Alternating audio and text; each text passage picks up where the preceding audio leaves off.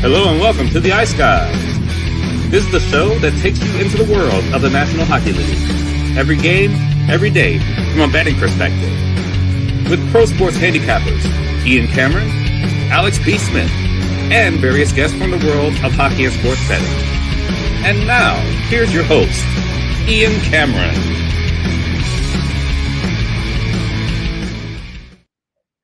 Welcome to the Ice Guys, Friday, May the 1st. As Rick Jenneret would say, Mayday, Mayday, Mayday. I always heard that, May 1st, for some reason. Some people refer to it as Mayday, but there we go. It is May 1st, a brand new month. Ian Cameron, Alex P. Smith with you, ready to break down the Friday card. Shout out to David C., our regular Friday guest from Raleigh, North Carolina, who's actually traveling because he's going to a wedding this weekend. And that's aforementioned wedding will apparently, from what he told me, keep him from attending a Carolina home game in the playoffs for the first time in many, many years. How about that? It's just bad timing because the NHL decided, let's start Flyers Hurricanes Saturday night in Raleigh at 8 o'clock because we can't disappoint ABC. ABC demands a game in that time slot that they had open for an NHL game. So as a result, we will see game one of the second round, Flyers Hurricanes, starting Saturday night at 8 p.m. Eastern. And we will tee up that series and game one today on the show. We will not have a show tomorrow. No show tomorrow for the Ice Guys. We'll be off, and then we'll be back with you on Sunday at noon Eastern time for that.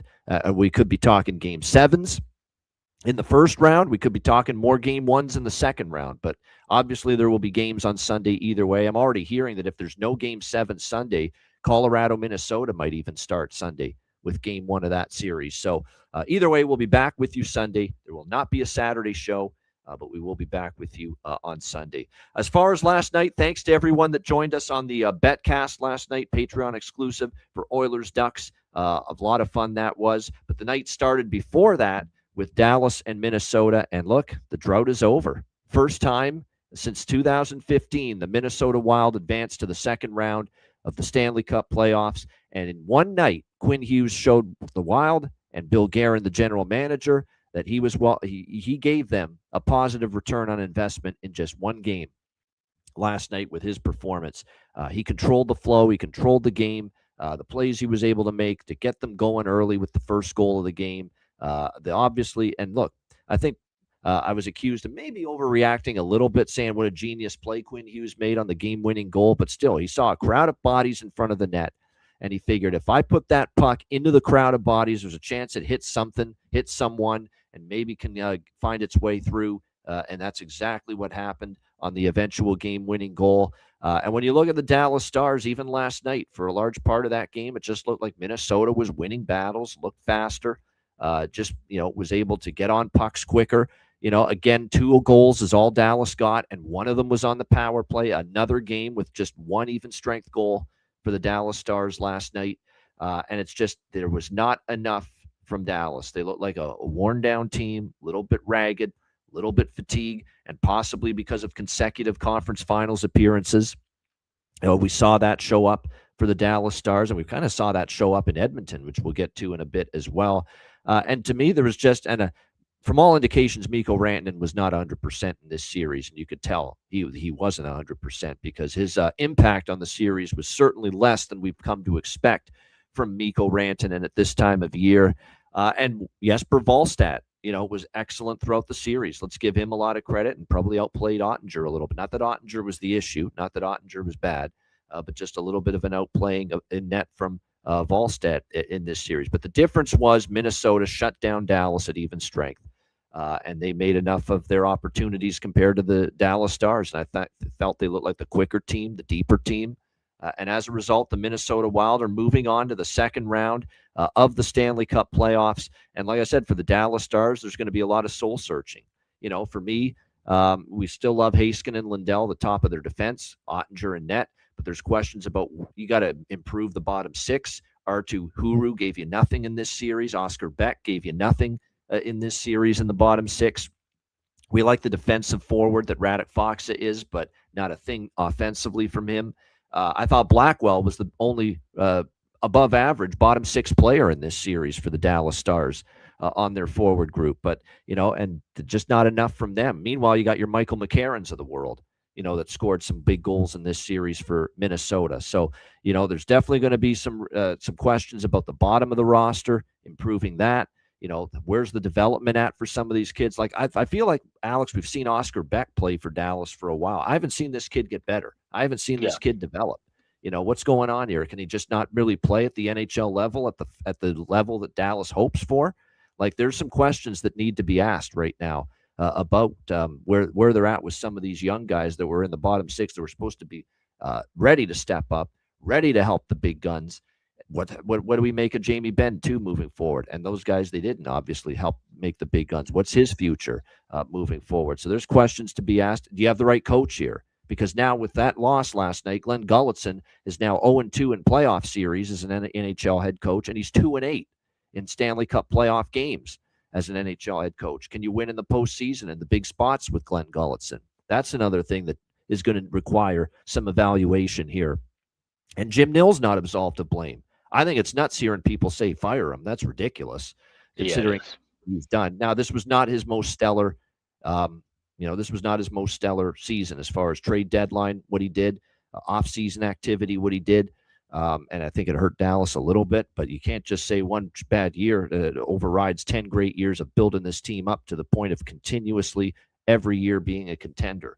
But Dallas has some questions to answer in the offseason. But for Minnesota, look, I think they're going to give Colorado a series. I don't know about winning it because Colorado is that good, obviously, but we'll obviously preview that in a couple of days. But Alex, sometimes a team is due, and the Minnesota Wild proved that last night, advancing to the second round for the first time since 2015. Yeah, congrats to the team. They found a way to get 4 victories out of a Dallas Stars bunch that had, like I said, just completely ran out of gas in this series. They dominated them in 5-on-5 play. The big question mark now moving forward for Minnesota is, you have to stay out of penalty trouble, because you saw what Dallas, even with an injured Mikko Rantanen, even with a kind of discombobulated group, they were still able to be dominant on the power play.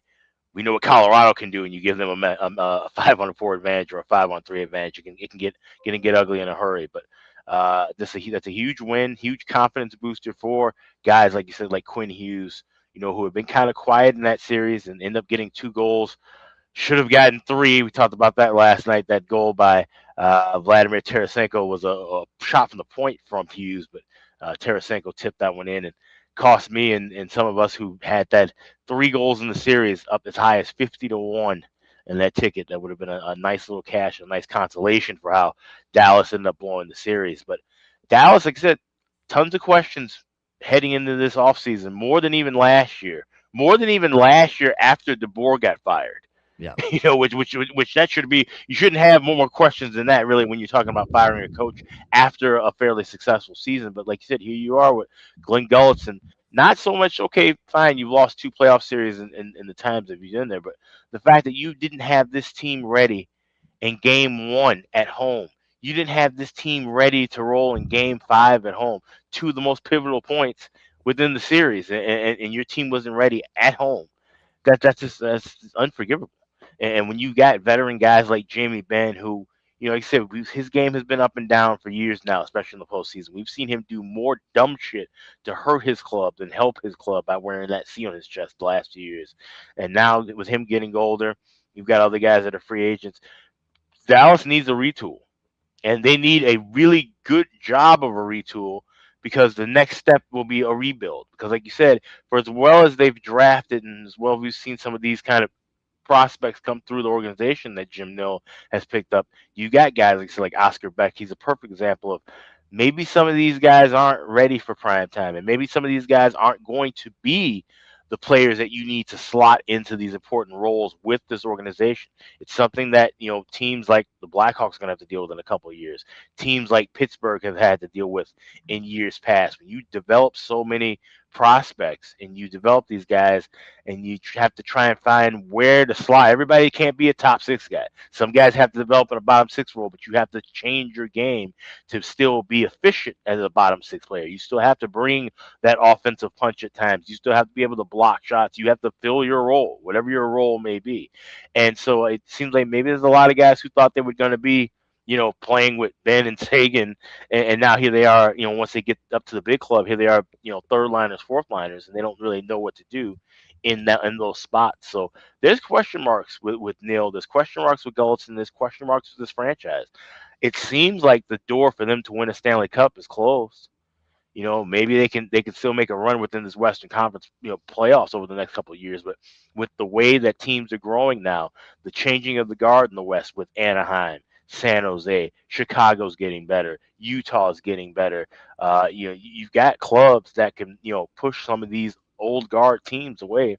And Dallas looks like they're in the worst shape of any of these old guard teams that have been kind of running the conference for the last, 5-6 years. Here's the concern for Dallas. You took a step back, and you're out in the first round. There's no guarantee you're a playoff team next year. I think we can start having that discussion if we're Dallas. There's no guarantee they're even a postseason team next year because there's question marks. There's still a bunch of, what's going to come of Sagan, we forgot about him because he's been on IR, for most of the second half of the season. What's going to come of him? Matt Duchene's not getting any younger. Ben, your captain, who had let's be honest, not a good series for the Dallas Stars. What's going to come of him moving forward? And then you worry about them sliding back just as San Jose's on the rise. Anaheim's on the rise. Anaheim's already in the playoffs. Chicago's going to be better next year. There's so many teams in the West that are going to be pushing for improvement next season. A lot of teams that were outside that have the chance to be better and maybe make that jump back into the playoffs next year. So that's why for Dallas, take nothing for granted. You can't take anything for granted here.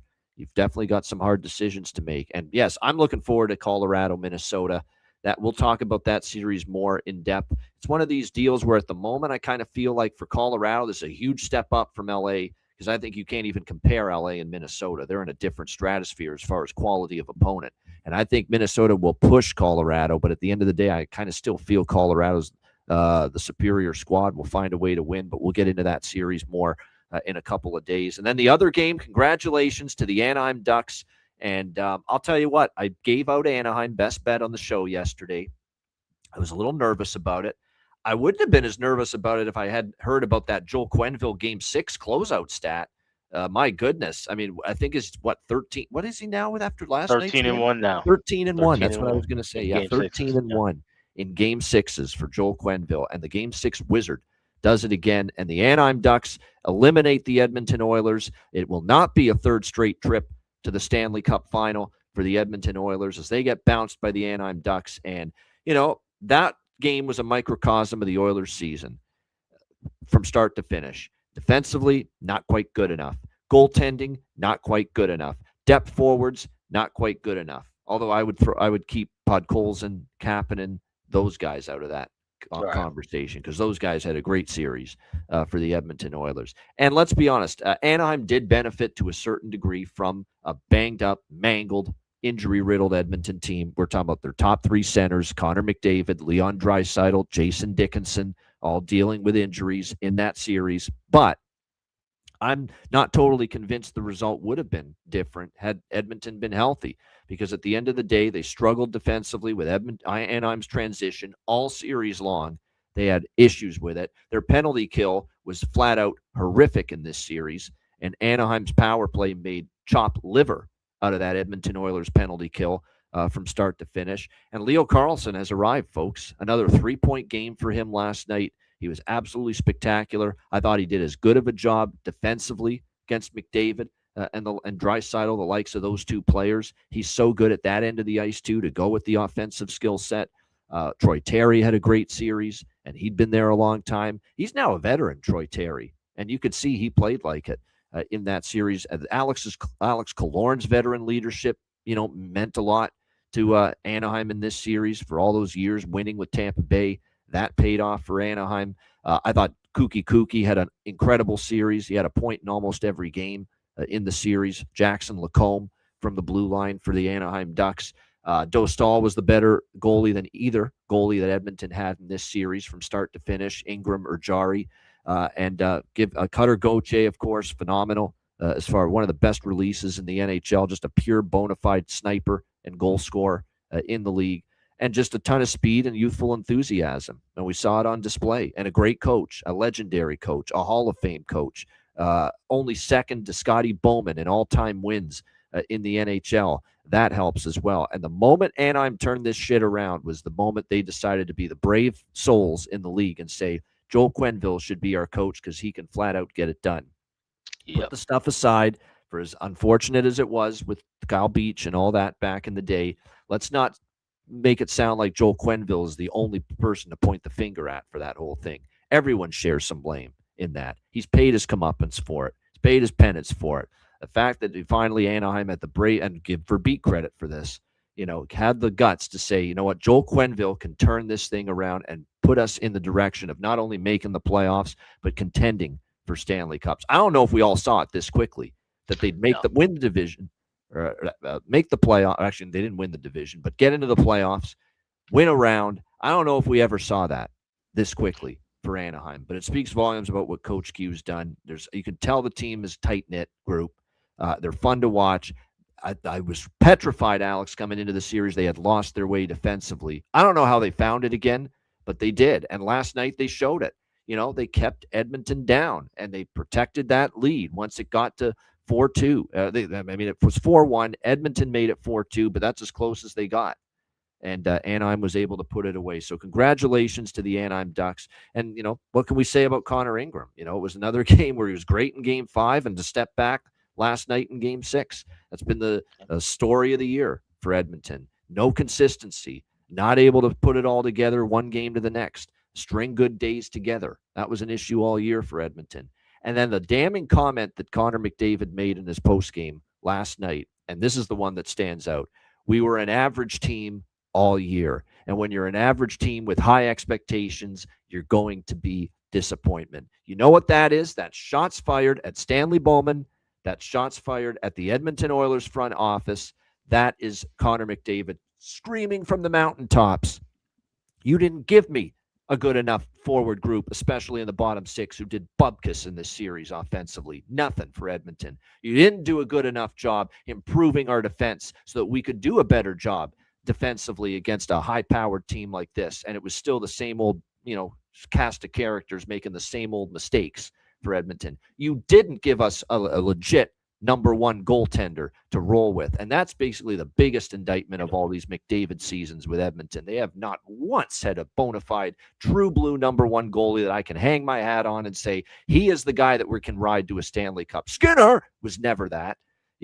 Pickard's never that. And Jarry Mike Smith wasn't that. Mike Smith wasn't that. And it is just, it's boiling over. You can tell he's frustrated. He wasn't even emotionally devastated like he was last 2 years ago, almost like he could sense it was going to happen with the injuries, with how mediocre the roster was, with this declaration with the we're an average team of no help from the front office to make them better, that he is at his wit's end, and that was definitely him telling Stan Bowman, hey, not a good enough job, men.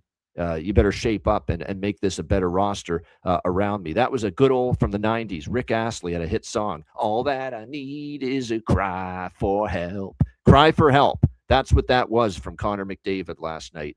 A cry for help, and he's never been given the help here with the Edmonton Oilers. And like I said, that roster just from day one was just not freaking good enough to get back to a Stanley Cup final. And Connor McDavid, Alex, in his post-game remarks made that crystal clear.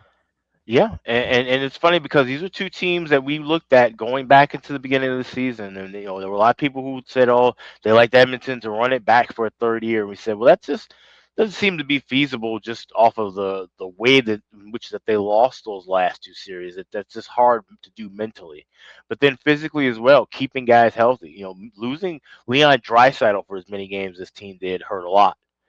Because at the end of the day, as good as McDavid is that his sidekick Draisaitl chips in a lot, especially in those regular season lulls where McDavid might go a bit quiet for 4 or 5 games. And that's only fair because you're talking about him going quiet 4 or 5 games in a row after probably having 10 points scored in a 5-game span before that. So he's had to do so much fucking heavy lifting with this team. And like you said, you can't bring in, quality secondary scorers. You can't bring in a quality goaltender. You've got money tied up. You're trying to, look for the future and trying to keep things, open flow to keep 97 around because that, this at the end of this bridge deal, he's going to probably command $20 million. But then you got to realize, well, if he hasn't won anything now with the help that we've given him, how much money can you give this man to keep him around, knowing that there's going to be other pieces that you need in order to win? So, Stanley Bowman's in a tough spot. The reason why he's even brought in here is because he's supposed to be the numbers wizard. But he's not really that good at his job. And we've known this for quite a while. And this is an Edmonton team that, your key pieces are getting older. They're getting frustrated about not winning. And you've got young pieces that don't really seem to be kind of fitting the bill, not really, thrilled with anything that's coming up in their organization. This isn't like 10 years ago where you had all the number one picks year after year and you were bringing in all these top guys. All those guys are older. They're gone now at this point. So Edmonton's in a world of trouble. And I know there's a lot of fans last night who were saying, Bowman's got to go. Yeah, it's only going to get worse, because if you have this man for a full year having to build a team and possibly maybe having to be the guy to end up having to deal away a McDavid if McDavid wants out of town. What kind of return do you get back for Connor McDavid? I joked on the Batcast last night. I said, "Oh, can't wait for Austin Matthews to show up in Edmonton." But unless you're able to make a deal of that magnitude, you're kind of hamstrung if you're this front office. So it's a mess for Edmonton. And on the flip side, with Anaheim, we loved this team. Talking about the season preview, we said Quenneville coming in, and we said this is a Quenneville type of team. They have just the right amount, the right balance of youth players that are coming up that have talent that could make some noise right now. Great veteran additions, guys who had kind of struggled in other places. Think about Chris Kreider and the trouble he had in New York, toward the end of that tenure. Now to get a fresh start and kind of be a mentor to some of these younger players in Anaheim. Alex Killorn, a guy who's won cups, to be a middle of the road guy, but to kind of help out, and you can see what those guys have done with those younger players in that locker room, and what Quenneville has done, and for Jay Woodcroft to get his pound of flesh back against that Oilers team, for Quenneville to be back in the league and advance in the first round and do that against Stanley Bowman. That's huge. This is a lot of great story pieces with this Anaheim team. And now this run continues, and we talked about it. They could give Vegas some trouble with the style of hockey they play. They could give Utah some trouble with the style of hockey they play. So I'm really excited to see what Anaheim's going to do in the second round with whoever they draw. They will be a handful for either a Vegas or a Utah in the second round. There's no question. And they, like I said, now that they've gotten this first round series under their belt, they're actually going to feel more confidence, and they know, hey, we can do this. And like I said, I don't think Vegas or Utah, either of them, are leaps and bounds better than Anaheim, if Anaheim is going to play with the increased defensive awareness and Dostal's going to be solid, because that was my main issue. We know they can score. They're a phenomenal offensive team. Great power play. I mean, that power play is so dangerous, the way they move that puck around. It was all about, can they find some level of defensive footing? And they did, at the right time against Edmonton after they had lost their way a bit. Late in the regular season. So there's no doubt, whoever they get, Vegas and Utah, they will be a handful for them. No question. All right, let's get to today. Now, this show, we're going to do the 3 games tonight. We got 3 game 6s, and we'll also look ahead for a series preview overall and game 1 preview of Philadelphia, Carolina, which will get underway on Saturday night in the second round. So we will begin with, oh my gosh, I can only imagine the environment and the atmosphere here tonight at the Bell Center as the Montreal Canadiens return home to this insane asylum known as the Bell Center, with a chance to finish off the Tampa Bay Lightning and close out the series and move on to the second round. We've got Tampa Bay minus 115 road favorites, 5.5 total in this game. Habs leading the series 3-2. I think it's over tonight, if you ask me. I don't know if I'm betting it pregame. We'll see. And look, we saw last night 2 game 6s, 2 opportunities for the team up 3-2 to finish the series, and both of them did. Minnesota over Dallas, Anaheim over Edmonton. And I think right now there's too many question marks for Tampa Bay. They have become, I hate to say it, they have become a one-player team in the top 6. Brandon Hagel. You tell me what they've gotten from other players outside of it. And Genssel's picked it up here the last couple of games. He does have goals in back-to-back games. Other than Gensel and Hagel, like, what are you consistently getting from Tampa Bay's forward group right now? You're not getting a whole lot. If Tampa Bay is going to go into Montreal in this frenzied environment and atmosphere and extend this series tonight, they have to get something from Nikita Kucherov other than fucking stupid penalties and frustration on the ice. They have to get more than that from him here tonight in Game 6, and they have to get something from Braden Point. This has been a really disastrous season for Braden Point. He didn't even hit 20 goals in the regular season. He's gotten one measly point in this entire series so far for the Tampa Bay Lightning.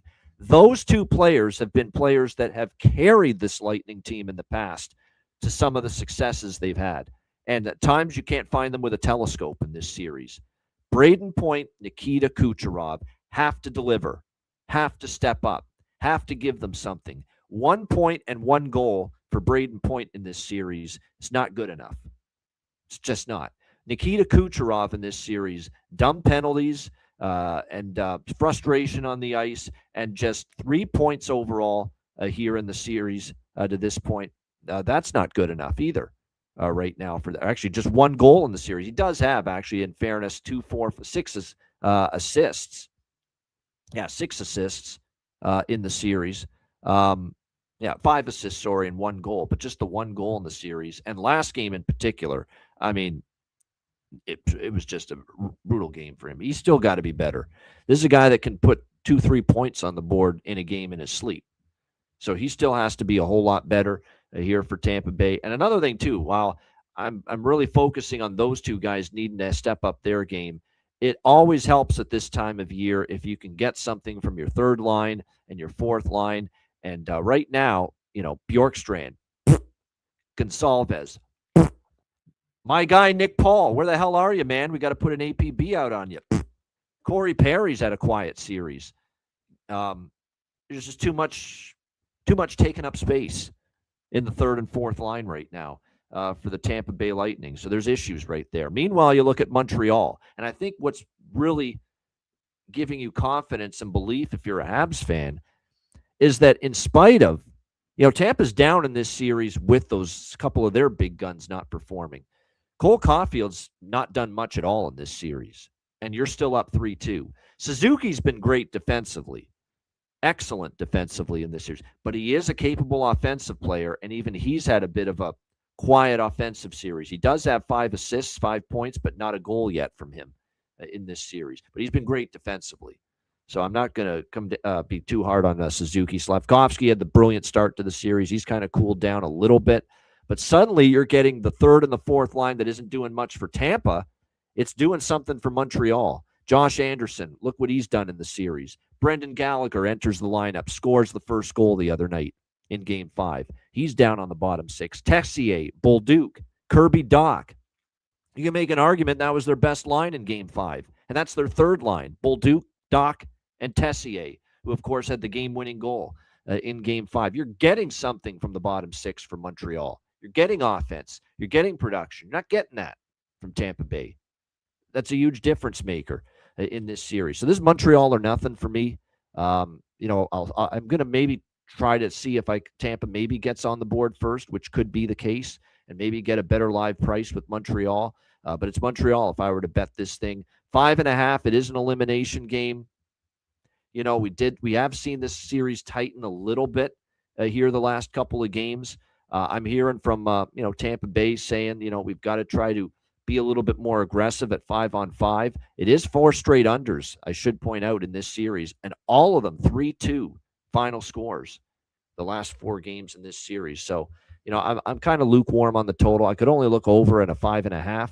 I will look at the empty net props here, Tampa Bay and Montreal. And now what we're doing with the elimination games is we're assessing what it's like live as far as the over in the third period. Obviously, if Tampa's trailing late second into the third, that opens the door for this being a stronger position with live third period overs here. But the empty net props will get involved in those. Alex, what do you think for Game 6, Tampa Bay, Montreal? Yeah, I'm not sure what the fuck is going on with BetMGM, but for some reason, they have the empty net props only available for the Boston-Buffalo game tonight. There is still nothing listed as of current times. It's 1:42 p.m. Central for Tampa Wow. Bay, Montreal, or Utah, Vegas. So hold the phone on that. We can't. So And that's hold the the only phone on. book that has them. BetMGM. Right. Yeah. So if you got to check Patreon, I will have stuff posted on Twitter once it's available at BetMGM as well. I'll just be keeping an eye on that throughout the day. But I don't quite understand how you have that prop available for one game and not the other two. But with that being said, I do like this third period over too. I got minus $1.05 at BetMGM with that, the flat number, and I was able to get plus 103 still offshore at Bet Online with Montreal. I think they take care of business and win here. Like I said, Tampa Bay just looks completely out of sorts now at this point. And like I said, it doesn't seem to matter whether they try to play more up tempo, whether they try to be more physical. Montreal's just got an answer for everything they've done so far. And like I said, with that crowd, I think that leads them to a victory here. So Habs to get the win, third period over 2, and we will hope to have empty net options offered at some point before puck drop. No doubt. Yeah, that's kind of where I'm at. I think it's going to come to an end tonight. I think Montreal will win it. And if Tampa does win tonight and extends this series, I'm probably going to bet Montreal in Game 7 because they're not going to be scared of going down to Tampa, winning a Game 7. They've already won 2 road games down there in Tampa Bay. And the long-term Tampa Bay, 2-13 run in their last 15 home playoff games. They lost a Game 7 down there to Toronto, or Game 6 it was a couple years ago to Toronto in the first round when they were trying to stay alive. So, like I said, I think just the eyeball test says Montreal is just asserting more and more in this series that they're the better team. And Dobish has outplayed Vasilevsky. Let's not be scared to say that. Yeah, because it's accurate. It's the truth. Yeah. It's fact. He's outplayed Vasilevsky. I know he's a rookie. Who the fuck cares? He's played better. He's given up less soft, weak, back-breaking goals in this series than Vasilevsky, who gave up. That was a terrible goal off the glove from Tessier the other night. Vasi should have that, especially when he's on his game, and that's another obstacle Tampa Bay's got to try to overcome here tonight. As far as props are concerned, he'd like to, Kucherov did go over 3.5 shots. He had 8 last night, and the pressure's on him to deliver in a game with their backs against the wall. So I don't mind. I don't know if he's going to score, but over 3.5 shots with Kucherov, you would think he's ripping puck tonight. He had 8 shots, 8 in the game in Game 5. So, over 3.5, probably worth a look there. Gensel maybe over his shot prop as well. Slavkovsky for Montreal maybe over the shot prop. Josh Anderson, it's only 1.5 at plus money, and we know what the impact he's made in this series. As far as point props here, Gensel's on a 7-game point streak, but it's minus 190. Lane Hutson's on a 5-game point streak, but it's minus 180.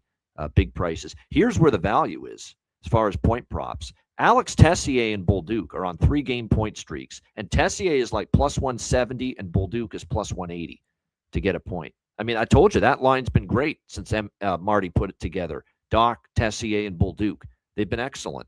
And Tessier and Bolduc are on 3-game point streaks. Doc has even picked it up. Doc point.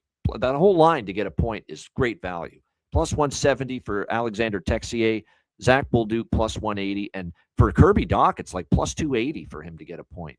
That line is great value with their props. Josh Anderson, still pretty good value for him to get a point, plus 240, or you could sprinkle on the goal prop with him here as well. That's probably worth a look. I'm going to go with goal props for sure to Brendan Gallagher. Why not? See if Lightning can, no pun intended, if he can strike and find the back of the net again, plus 650.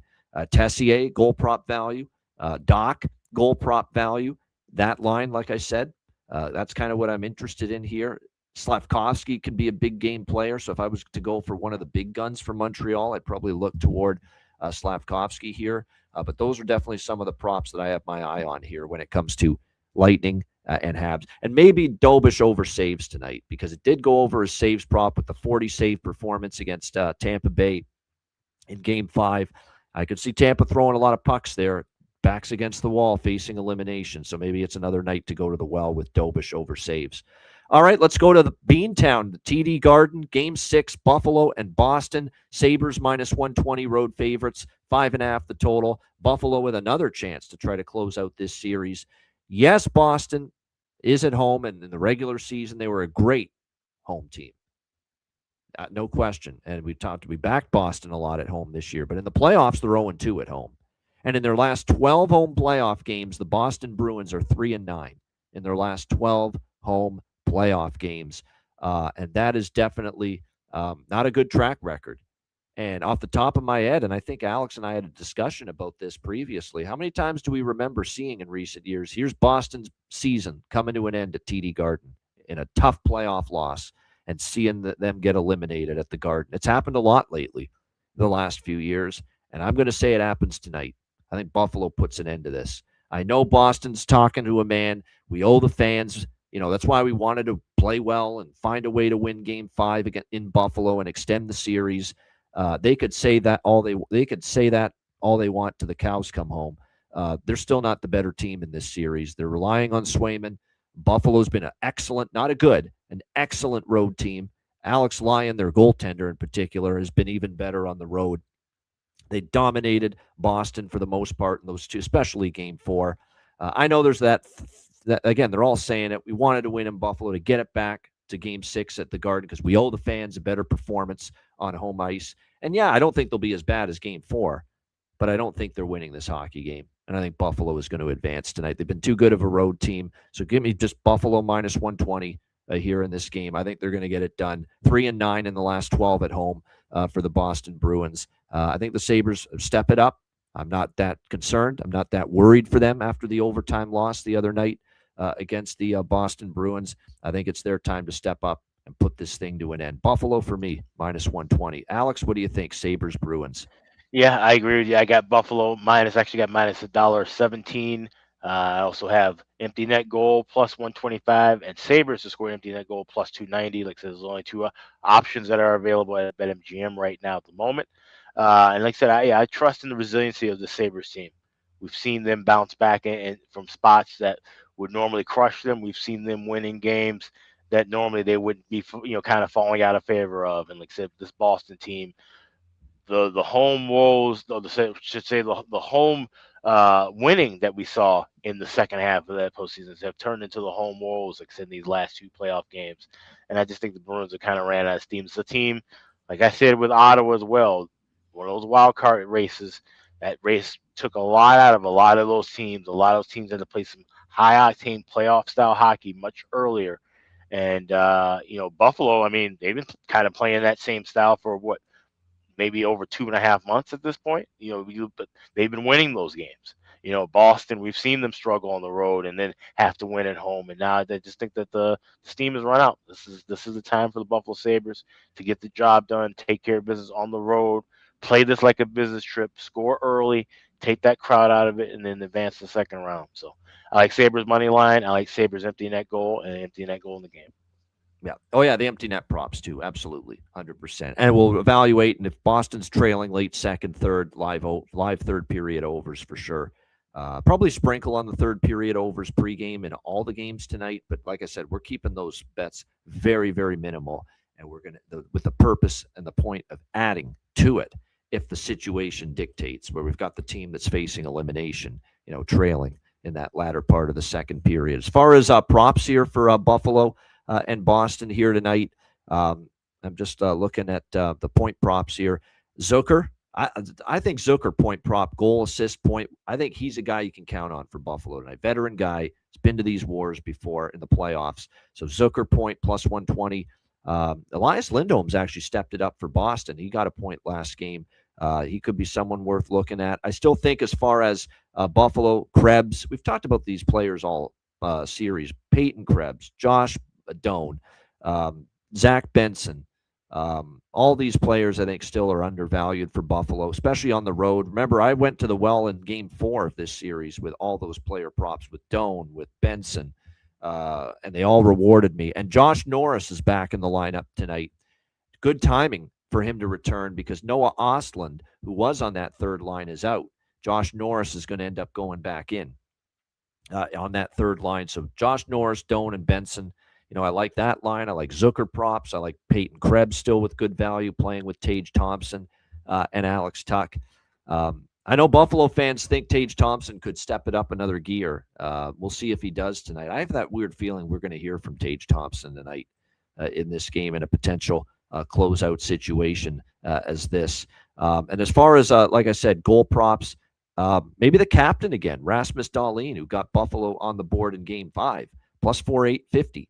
In a game like this, maybe he takes it upon himself to make a big-time impact going into this game. Jonathan Aspero over 1.5 block shots, I think, is worth a look, too, because I'm not totally convinced that Boston's going to have the shots edge just because they're facing elimination here. Because, let's be honest, the 2 home games, it's not like I think Buffalo, if I'm not mistaken, Game 3 and Game 4, they controlled the flow, and I think they outshot Boston in both games as well. So keep that in mind. And I think that we could see a similar flow potentially here tonight. Yeah, Buffalo had the 30-25 and 35-24 shots advantage in the 2 games in Boston. So I would rather have Swayman over saves tonight than Lyon over saves if I were to bet any of the saves props here with the Sabres and the Bruins. All right, next up, it is the Game 6 out west, first round, Vegas and Utah. Vegas minus 115, road favorites, 5.5 the total. Vegas leading the series 3-2 with a chance to close out the Utah Mammoth here at the Delta Center.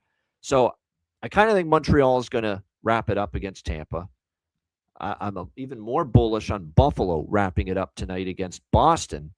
This is the one series that I think has the potential to go 7, that I'm not sold on Vegas going into Utah and finishing it.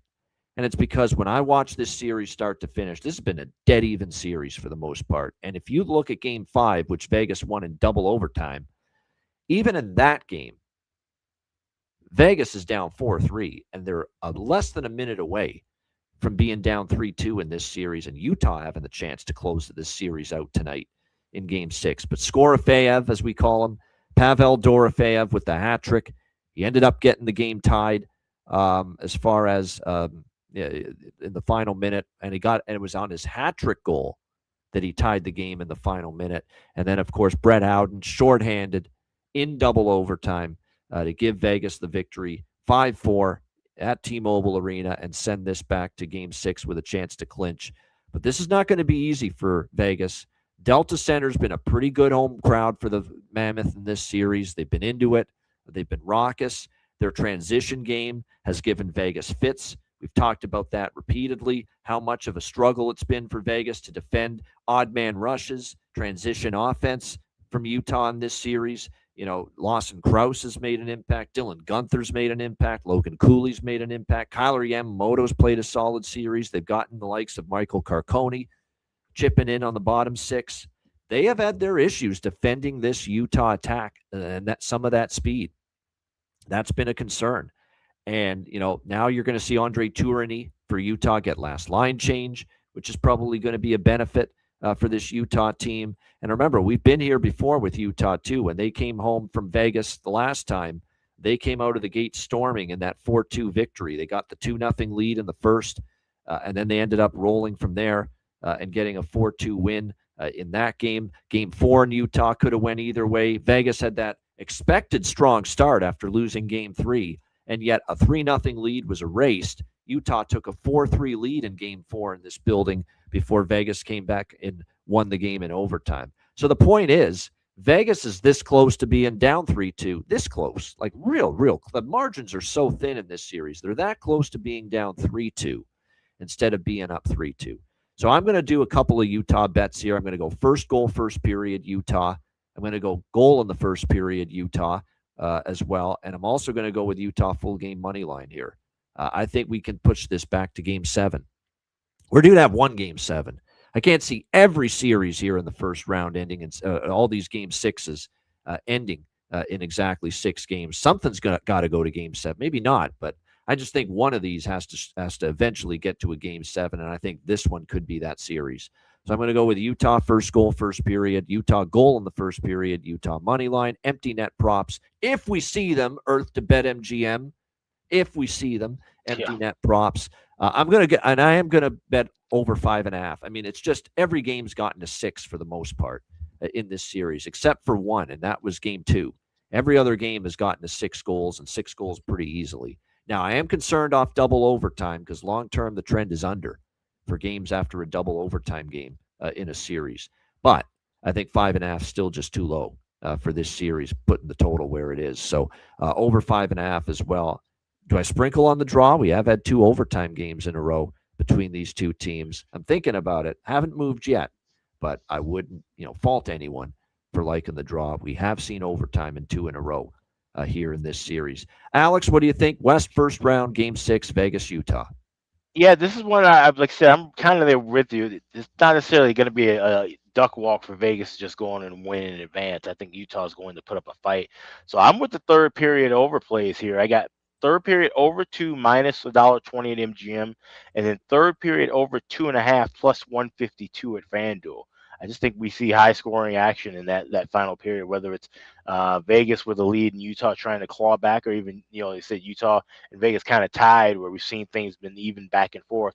And there's been no shortage of goals. Even when you see tie games in the series, we've seen the team still trade, those back and forth spots and still end up going past overtime. So those are just the looks for now. If I add anything else, if the empty net props are up in time, I might add them on Patreon. So definitely check the Patreon page.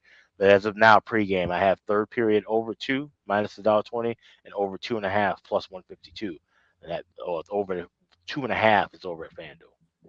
Good stuff. Auto bet for me, Dylan Guenther over 3.5 shots on goal. He's gone over that in every game in this series. And in fact, the last 2 games, now we did have double overtime last game, so that skewed the number a bit, 6 shots. But in the game before that, which only went to 1 overtime, he had 7. This could be worth a shot, not just over 3.5. Maybe a ladder it to 5, 6, 7 shots on goal for Dylan Guenther. Like, he is going to shoot the freaking puck a ton tonight, obviously, too, facing elimination as well. At home, he'll get better matchups. So like I said, Dylan Guenther shots is almost a must to have that in your portfolio here for this game. Same with Dorofeyev, who's become Skorofeyev with shots on goal. Over 2.5, it's minus 145, minus 150. He's gone over that now in 4 straight. He's obviously on the number 1 power play, top line now the last couple games. We've seen Michael Carcone, Mark Stone, Clayton Keller, Jack Eichel, and Shea Theodore all go over their shots on goal number in 2 straight games as well. For point props, close shave Barbashev, 5 games in this series, and he's gotten a point in every game, and you're still getting a great price with Barbashev, minus 115, minus 120 to get a point. Lawson Krause, not just point prop, but give me the goal, give me the assist. And he did score the other night for the bargain bin for me in Game 5, and he should have scored for Alex when he used him as a bargain bin in Game 4. He had a bunch of chances, and it didn't go in for him, but anything Lawson Krause as far as props makes sense to me here as well. Everything Brett Howden makes sense. Brett Howden is stepping up. 2 straight games with a point, 2 straight games with a goal. Of course, got the double overtime winner in Game 5. So Brett Howden's feeling it right now, and John Tortorella's, playing him a lot because he's got the confidence in him with Marner and Stone at the moment for Brett Howden, while Dorofeyev's with Eichel and Barbashev. So, yeah, Brett Howden, keep riding the wave. This kid's playing well, feeling it right now for the Vegas Golden Knights. And feeling it. That's what always reminds me of that Jay-Z song. But, yeah, as far as, definitely got to keep going with Brett Howden here, no question. And let me see. I think there was one I was forgetting, I believe. Let me just see here. Theodore. Theodore suddenly, we talked about the little adjustment that Torts made with Theodore, top power play unit. Suddenly, in the last 2 games, Shea Theodore has gone over his shots on goal in 2 straight games, and he scored in back-to-back games from the blue line for Vegas, plus 650 for Shea Theodore. And if you want to be safer, you could just go with the point prop on Shea Theodore, at around minus 105, minus 110 here. So it's a really good prop game, in a series where we've had, the offense has come to life pretty much for the most part here in this game. Oh, Andrew McGinnis in the chat. Oh, my God. Could you imagine? He's probably a fucking basket case right now, 4 hours before this game starting. But, Andrew, good luck to your Habs. Go, Habs, go. Bleu. We'll do the song just to make Andrew happy. Bleu, blanc, rouge, le Canadien, le Canadien. There we go. Little Montreal Canadiens there to get everyone excited and get Andrew excited for a big Habs. Hopefully a Habs victory tonight for him. And his team I can only imagine. I can't wait to see that atmosphere at Bell Center. It's going to be crazy, especially with them coming home with a chance to win the series I can only imagine what that's going to be like tonight. Not that TD Garden won't be a bad atmosphere, and certainly this Delta Center crowd, Right. they're probably going to be charged up and amped up too. So very much looking forward to it. All right, before we wrap up the show, we aren't going to be on tomorrow. We'll be off tomorrow, so we will look ahead to the second round of the Stanley Cup playoffs. And yes, the second round will begin tomorrow with the Philadelphia Flyers and the Carolina Hurricanes. We'll just start quickly with series thoughts just to begin. Carolina minus 350 series favorite here against Philadelphia, plus 270 if you like the Flyers. I think when you look at this series, credit to Philly, hardworking team, Rick Tocchet, to get them this far into the playoffs, into the second round, winning a series. Great job, but I think they're up against it here versus Carolina. I just think that's the case. I think, and we'll get into this when we talk game one in just a minute for Saturday, I think there's a chance Philly could pounce and maybe win game one, or at the very least take a lead early in game one, because the long layoff is a concern here for Carolina. They haven't played since last Saturday, a full week, since they finished off and then swept the Ottawa Senators in the first round. So Philly's got a chance to get them in game one. They better, because if they don't, this could be a short series here when it's all said and done. Here's the thing. Philadelphia is a great defensive team. We know that. And Dan Vladar's playing great in net. And they beat Pittsburgh by out-defending Pittsburgh and getting just a little bit better goaltending than Pittsburgh from Dan Vladar, albeit Shelov's was still pretty solid. Vladar was still better. I don't know if you're going to out-defend Carolina, because Carolina is suffocating defensively. They're a miserable team to have to play against defensively. If they defend like they did against Ottawa, where they just gave Ottawa nothing, their penalty kill was nails, and that's not good for a Philly power play that's already mediocre at best. How the hell is Philly going to score on the power play in this series? Don't be looking at a lot of power play points props in this series for the Flyers, is what I would say, because their power play isn't anything special to begin with. And Carolina's got just a phenomenal penalty kill. Outstanding. So offense is what's going to be hard to come by in this series for the Philadelphia Flyers. Because if it was hard to come by for the Senators, which it was, it's going to be even harder to come by for Philadelphia. And I'm right now believer, at least to an extent, in Frederik Andersen. He had a very good series for Carolina. Let's give him credit after a rough regular season. So I think it's just there's. And offensively, there's a gap. There's a huge chasm between these two teams. Carolina does have the offensive punch, and if you look at the regular season numbers, still a pretty good offensive team. And for Philadelphia, it was just very, very difficult consistently to find the back of the net. Now, they did get the infusion from some of the youth, including Porter Martone, which did help down the stretch, the Flyers offensively. But when you're talking about just a team that is just very, very tough to find time and space against in the offensive zone, the way Carolina defends, it's going to be difficult. So for the series, I made two exact series result bets here. I went Carolina 4-1, Carolina 4-2. I'm even willing to give Philly 2 games possibly, but I went 4-1 and 4-2 with Carolina, plus 300, plus 320. If one of those hits, we end up cashing. I also took Carolina I laid $1.50 on this, but I feel it's cashing. Carolina minus 1.5 games, minus 150.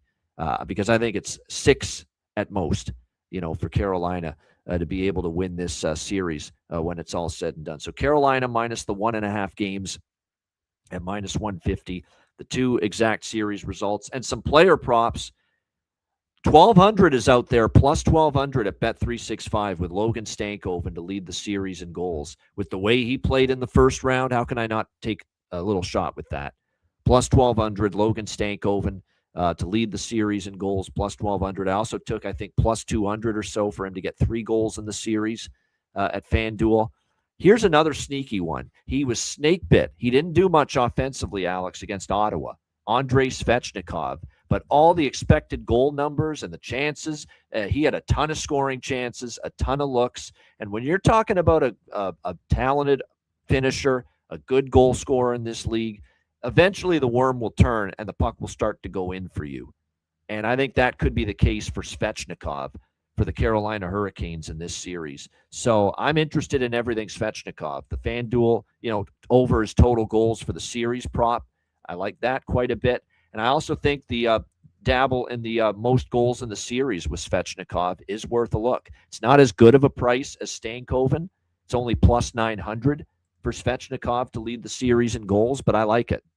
I think this could be the series where a lot of those great chances for Svechnikov that didn't go in against Ottawa, they're going to go in for him here in this series. If I were to look at anyone for Philly, Martone or Tippett maybe, but I think Carolina is going to win the series and be the dominant offensive team.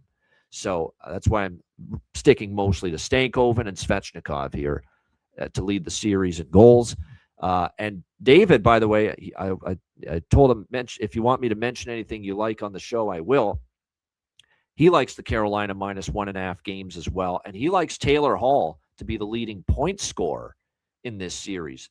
And you can get that at plus 3,300 with Taylor Hall to lead the series in points at Bet365. Plus 3,300. That is a heck of a price. And he legitimately likes that. And David was saying to me that Taylor Hall seemed to have his hand in a lot of what Carolina was doing offensively. And Stankoven and Hall and, of course, Blake, that line was just – Blake's probably the other one maybe to consider for leading goal scorer in the series. But I like more than that Svechnikov and Stankoven here for Carolina. So I think Philly's a hard-working team. Credit to them getting this far.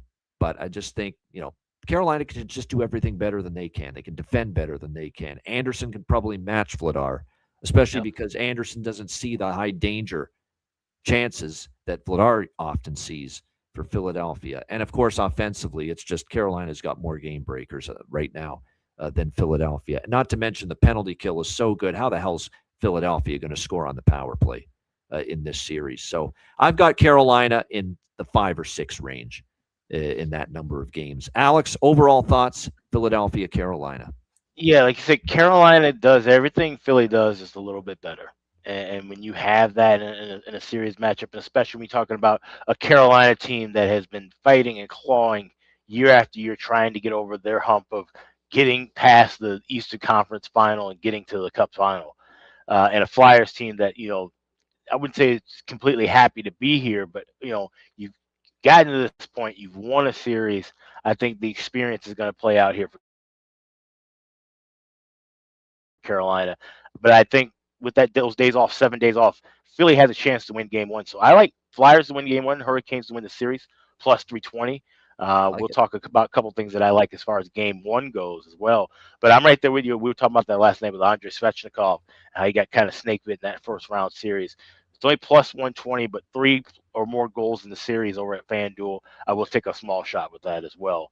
As like I said, Flyers win game 1, Hurricanes win series. It wouldn't shock me if this is a gentleman's sweep. Flyers win that first one, and then Carolina just takes off from there.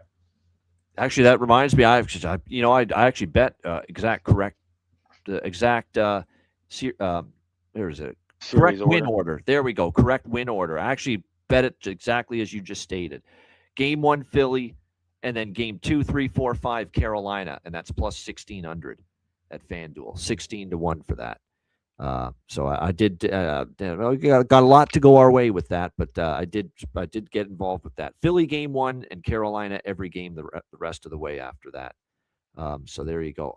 Jonathan getting bold here. Sprinkled on Flyers to win in 6 plus 850 from Jonathan. Interesting. They are going to work hard. Like, they're not going to roll over Philly. I mean, I think a lot of the games are going to be close. This is kind of like Carolina Ottawa again. I think the games are going to be like 3-2, 4-2, 3-1. Like, I don't think it's going to be a romp, but Carolina is going to win most of them.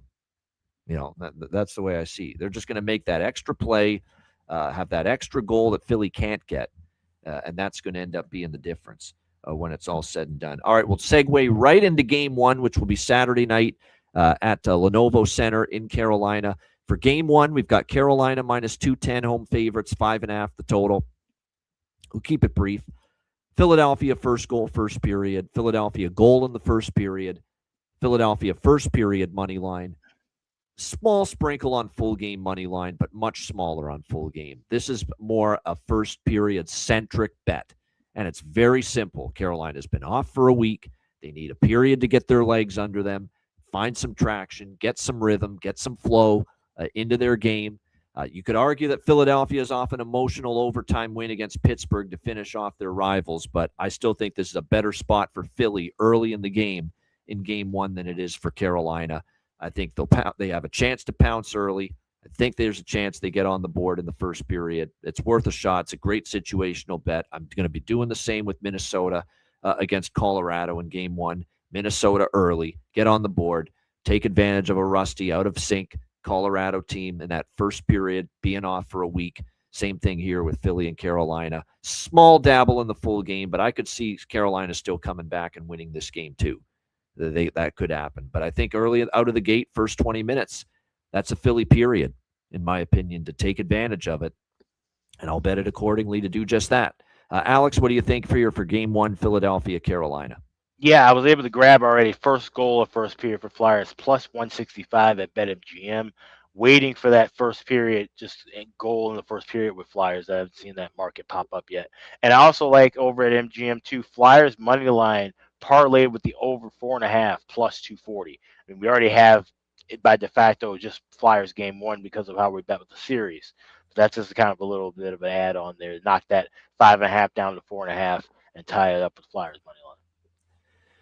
Yeah, I know they didn't have no first period goals against Pittsburgh, Nick. Yes, but it's a new series, and this to me is tricky for Carolina when you've been off this long and you got to take the ice again. Maybe they're just that much better than Philly. It won't matter. They'll still shut Philly down early, and I mean that's possible. There's no doubt. I mean, there's not a slam dunk by any stretch of the imagination, especially because we're making these bets on what we presume is the inferior team here in this series. But it's a situational look. And it's a look that's cashed for me last year, 2 years ago in the playoffs, in second rounds, in the conference finals, in these Stanley Cup final, these situations where there's a team that's been more in rhythm, playing every other day, and they catch a team coming off, a 7-8 day layoff, and it's just, and I've seen it cash for these teams facing the team, that's on the layoff. And that's why we're looking in that direction. As far as game one props, pretty much anything that I just stated.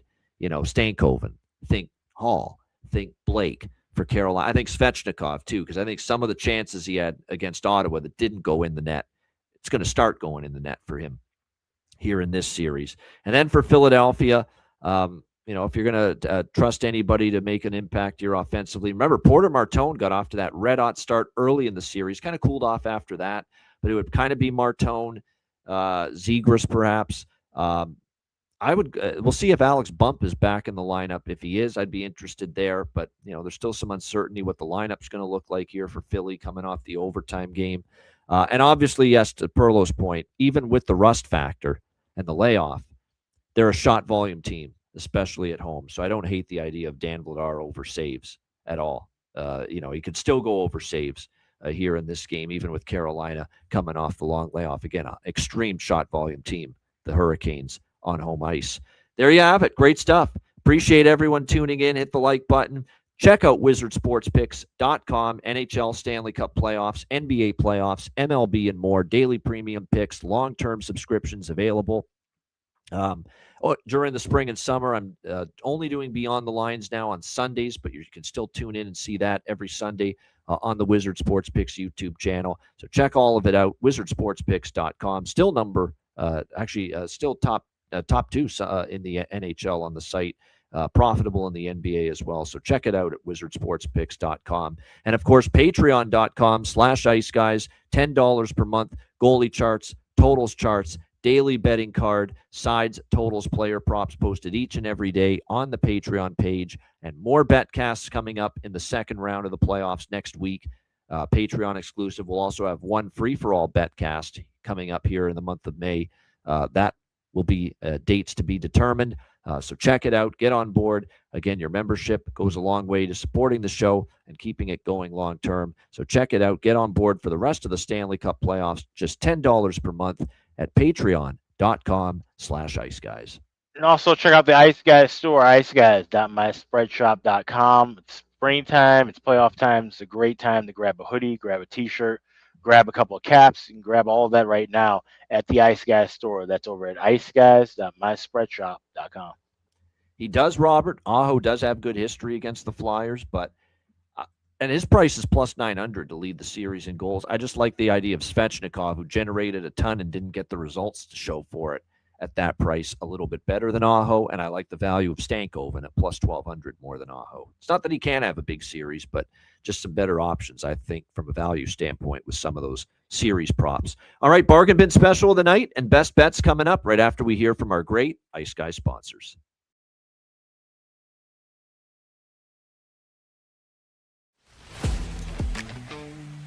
Wizard Sports Picks, featuring the finest handicappers in the universe.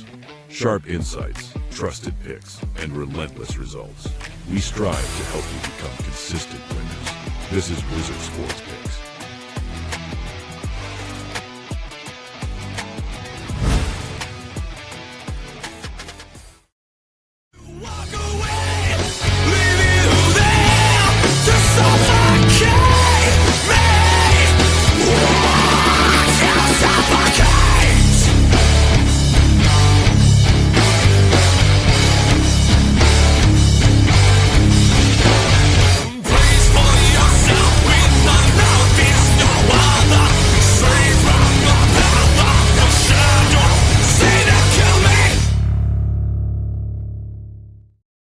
All right, bargain bin special of the night here for this Friday. 3-pack of Game 6s here tonight.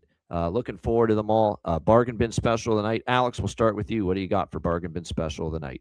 Yeah, let's go with that Habs-Bolts game, and a guy who already has scored in this series, I think will jump back on the board for Montreal again. That's Lane Hudson. Get him anytime goal scorer plus 700 over at FanDuel. That's going to be my bargain bin special for tonight. Lane Hudson of the Montreal Canadiens to get a goal. I'll look for them to close out in the series as well. There you go. Lane Hudson for the Montreal Canadiens plus 700 to find the back of the net here for Alex with his bargain bin special tonight. It is something he has done in 2 of the 5 games in this series. So pretty good price there, plus 700 for Lane Hudson. Bargain bin special of the night for me. I am going to go with a couple here on this slate for tonight. I will begin with, let me see here. I am going to go with, for Buffalo in tonight's game, definitely going to go with one of the, I'm trying to think which one do I like the most, because I like multiple players to find the back of the net here for the Buffalo Sabres tonight.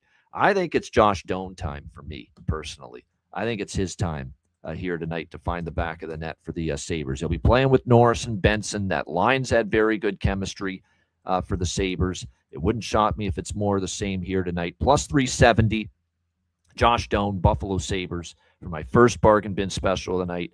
And my second bargain bin special of the night, it's going to come from Vegas and Utah. And we're going to ride the wave that is Mr. Brett Howden for the Vegas Golden Knights. Even though I like Utah in the game, I like Brett Howden from a value standpoint, the way he is playing right now on that second line for the Vegas Golden Knights with Mitch Marner and Mark Stone. Brett Howden plus 450 for Vegas, and Josh Doan plus 370 for Buffalo for my 2 bargain bin specials for Friday night. All right, best bets. Alex, what do you got for best bet?